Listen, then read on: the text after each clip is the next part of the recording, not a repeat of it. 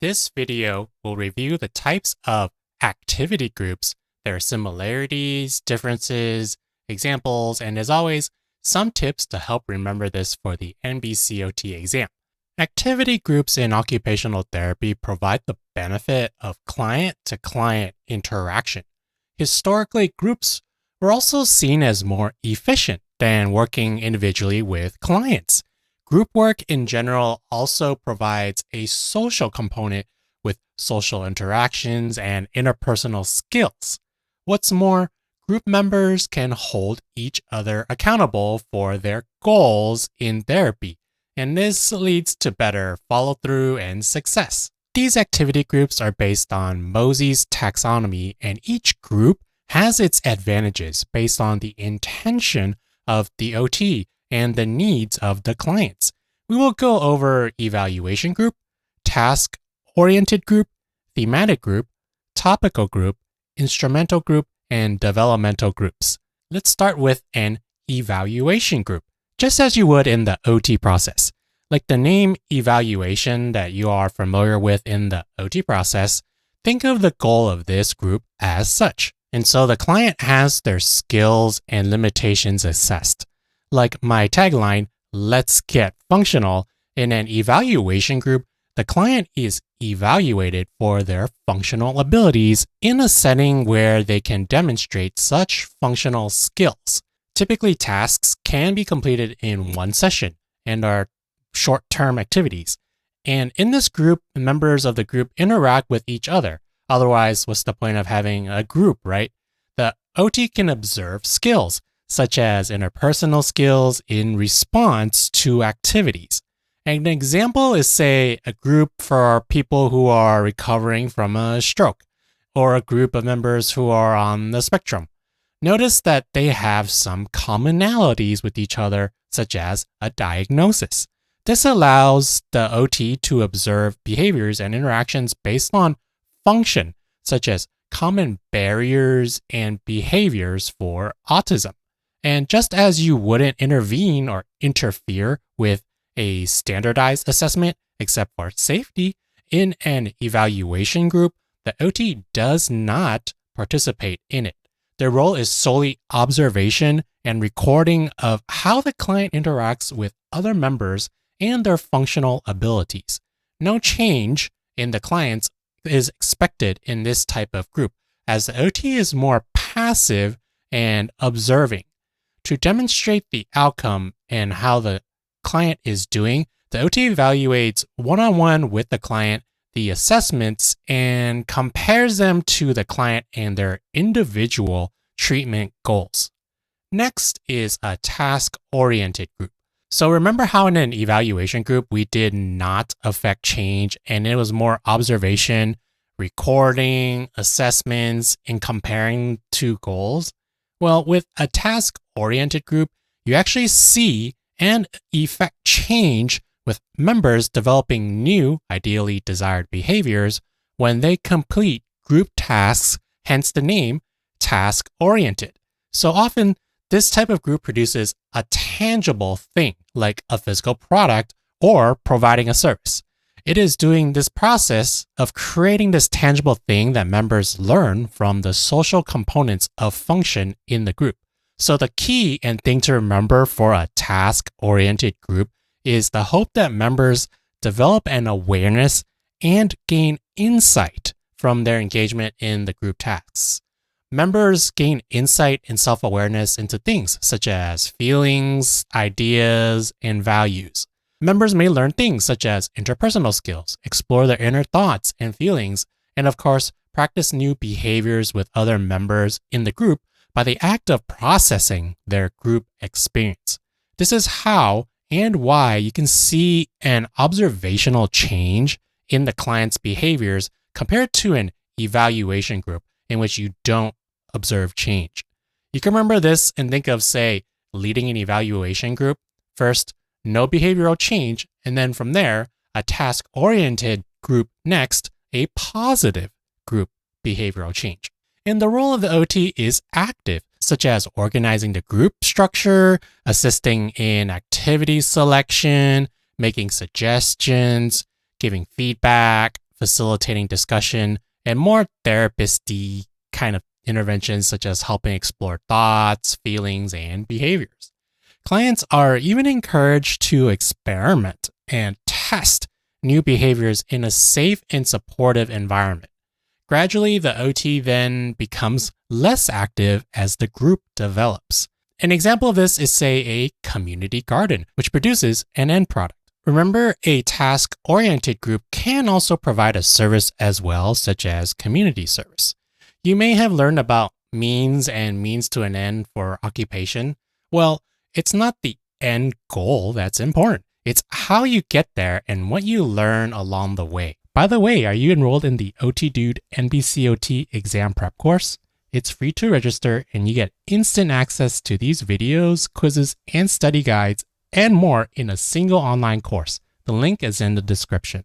The next type of group is a thematic group. The goal of a thematic group is to gain skills, knowledge, and attitudes for performing an activity, but in particular to a specific chosen theme of the group. Examples of thematic groups are cooking group, money management group, and job readiness group. Another example of a theme is, say, using computers and assistive technologies for the occupation job readiness.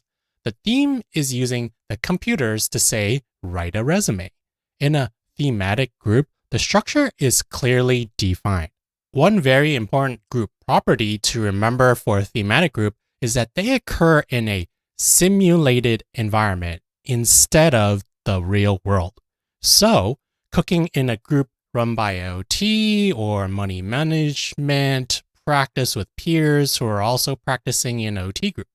What they are not doing is practicing, say, at home in their kitchen or at the supermarket in a real world environmental context. Nonetheless, clients are encouraged to be independent in performing these activities. For this specific learning of particular skills, clients receive feedback in a safe and supportive simulated environment. In other words, clients actually practice the skills of the theme. The role of the OT is to provide support, and by teaching specific skills and reinforcing learning and skill development. It's important to understand that the theme is specific, such as the cooking skills, and is not general, like the occupation of job readiness. Remember how task-oriented groups involved making something or performing a service, but the focus was on the interactions? Well, in contrast to the task-oriented group where groups' interactions were the focus of a thematic group is in, say, the actual parts of cooking and creating the dish, or the money management skills and being able to count money correctly. A thematic group can be thought of as the opposite of task-oriented group in a way in terms of its focus on the goals. And in thematic groups, we often use purposeful activities to help clients gain the knowledge, skills, and attitudes of the theme. Otherwise, if we use busy work or non-engaging or not even motivating activities, clients may be less engaged and bored or more focused on things like social interaction, which is not the point of thematic groups. Let's move on to topical groups. And I know these names are kind of deceiving, like task-oriented doesn't focus on the task and thematic doesn't really tell us much. Neither does topical group, which hints at the word topic. I'll go over some memory tricks to differentiate and remember this for the NBCOT exam later. The goal of a topical group does have a lot of similarities to a thematic group in terms of the goals. That is for clients to develop the knowledge and skills for an activity. However, the main difference for a topical group is that rather than a simulated environment, clients practice in the real environment for the activity, such as in the community. While a topical group is not necessarily better than a thematic group, you can imagine that it can allow for more direct engagement in activities as the environment is not simulated. This may allow for more effective engagement and participation compared to, say, a thematic group. But of course, the simulated environment of thematic groups has its use cases, such as, well, especially for psychosocial, such as when clients are not prepared for perform activities in, say, the real community. An example of a topical group is, say, practicing money management, same example as before, except at a grocery store, or having an outing for a leisurely group at a local park with other members of the public, for example. Before I go into developmental groups, here are some tricks to remember the names of these types of activity groups. Evaluation is pretty self-explanatory. Between thematic and topical, as these sound similar, I like to think of theme like the themes in programs or apps on computers and smartphones. You know how you can change the appearance of like your browser? Well, more recently, they've implemented like light and dark mode for like how apps look.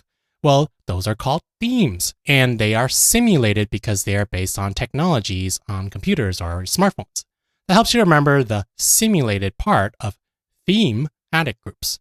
And topical is the real world, right? So think of tropical by adding the letter R to topical, as in a tropical island, which exists in the real world and where you would go on a vacation in real life after you pass the NBCOT exam. The most confusing and misleading term, I think, is task-oriented group, as we don't really focus on it and are not particularly concerned about the task itself, but instead we are interested in the interpersonal skills and the behaviors themselves, right? So to remember this, think about the word oriented as in orientation, as in like school orientation, like how you all got together for the first time for your first OT school orientation.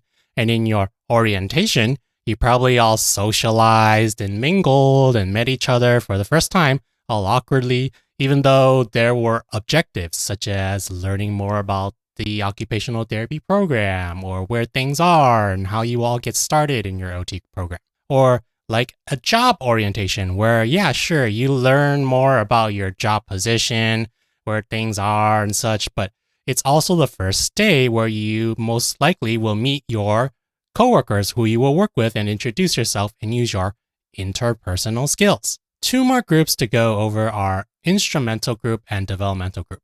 And developmental group is pretty much like it sounds.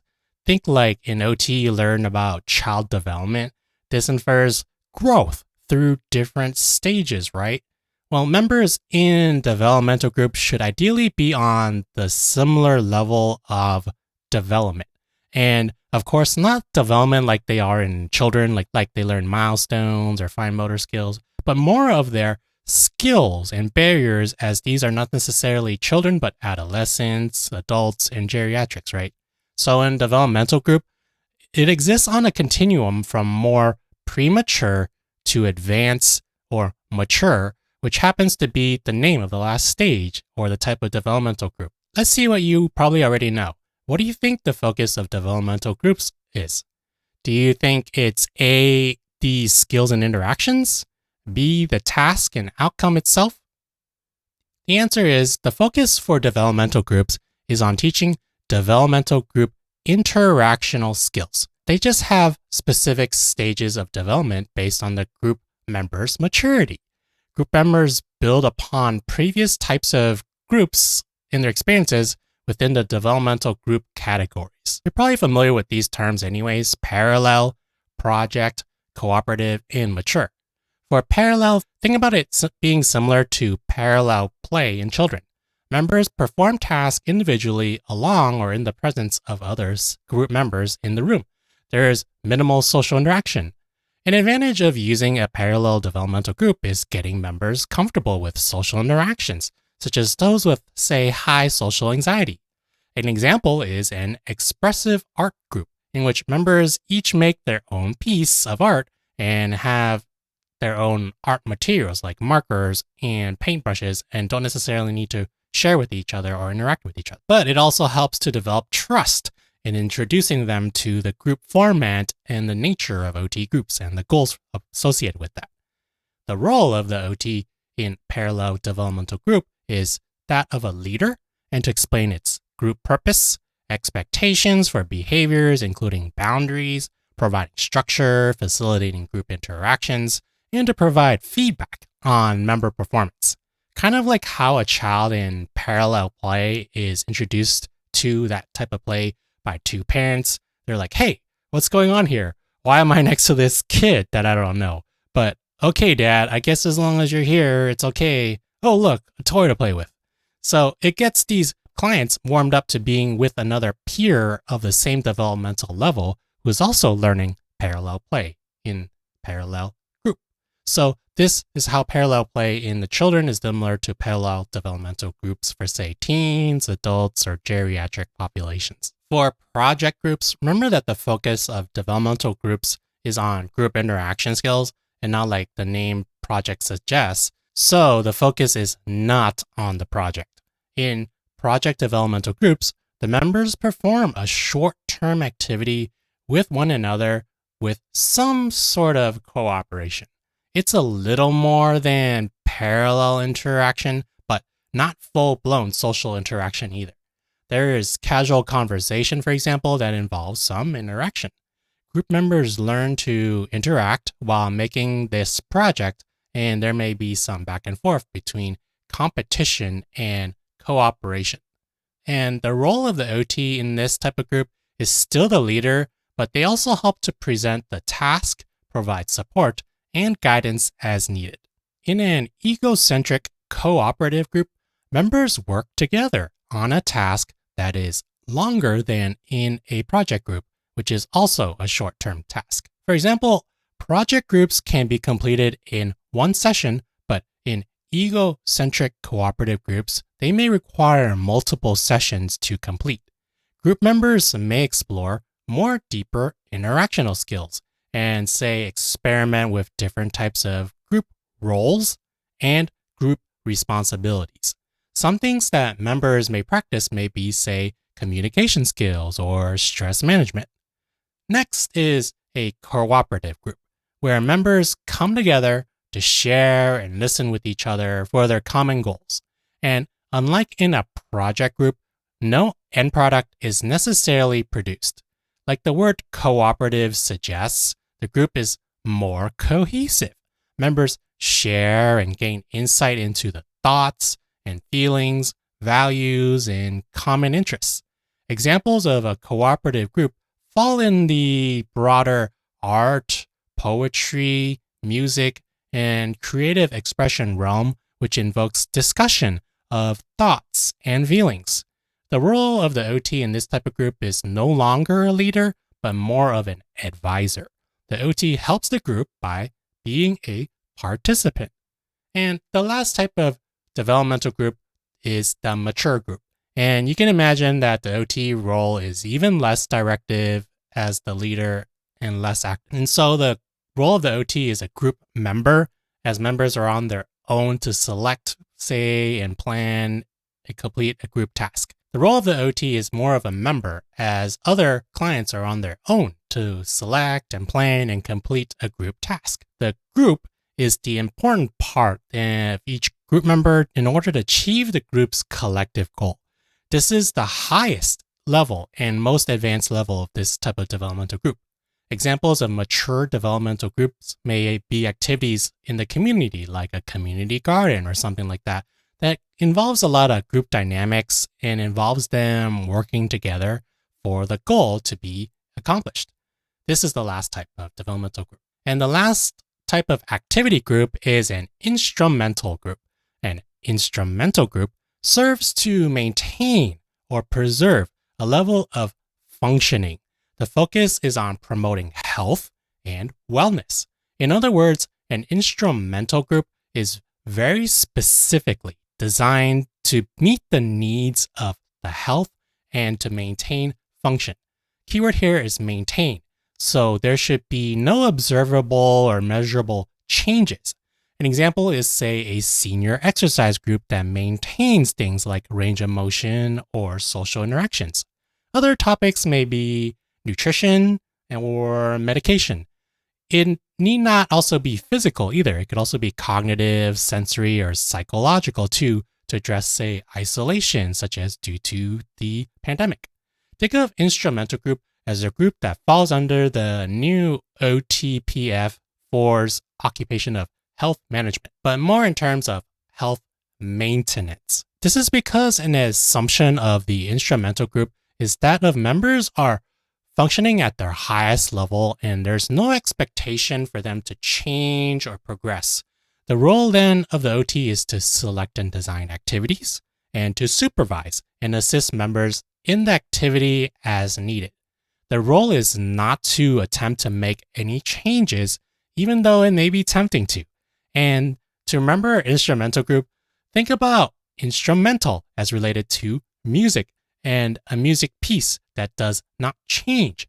Imagine, say, a professional musician who is at the top of their career, like Mozart or Beethoven, who played at the same level and nothing really changed except the person or the client who plays that piece, say in modern times. But the person doesn't change the music and they play it the exact same way from the sheet music at the best of their abilities. Or another way to remember it is that an instrumental group is instrumental to one's health and wellness. That pretty much covers all of the activity groups in great detail. Hope this helps. To get the most out of this information, I recommend that you rewatch this video several times so that it sticks through repetition, and also to check out my NBCOT exam prep course too. Some topics have quizzes to quiz your knowledge, so you might find that helpful. And if you found this video helpful, give it a thumbs up and share it with your study groups. I'm Jeff, the OT Dude. Thanks for watching and good luck studying.